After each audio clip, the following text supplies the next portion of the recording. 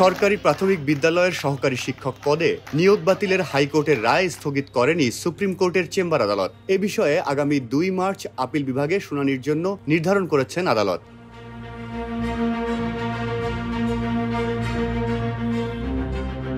আদালতের রাষ্ট্রপক্ষে শুনানি করেন অ্যাটর্নি জেনারেল মোহাম্মদ আসাদুজ্জামান। রিটের পক্ষে ছিলেন জ্যেষ্ঠ আইনজীবী জয়নুল আবেদিন।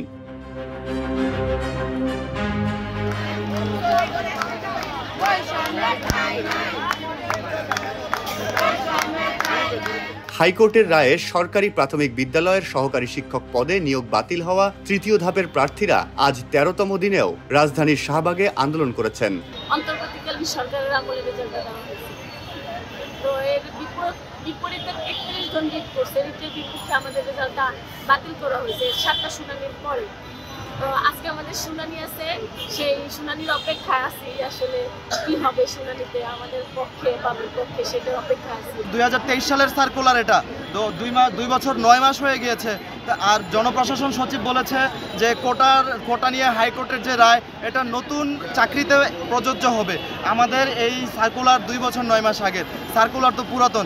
কোন যুক্তিতে আমাদের এই বিধিমালার বিরুদ্ধে গিয়ে আমাদের এই নিয়োগ থেকে আমাদেরকে বঞ্চিত করা হবে? ১৩ দিন ধরে শান্তিপূর্ণ কর্মসূচি করছি, বিভিন্ন জায়গায় আমরা গিয়েছি।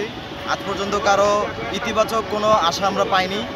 যতদিন না পর্যন্ত আমাদের যোগদান নিশ্চিত হবে ততদিন আমরা রাজপথে থাকব। আর রায় যদি আজকে না আসে বা আমাদের বিপক্ষে যায়, আমরা আরও কঠোর কর্মসূচি দিব।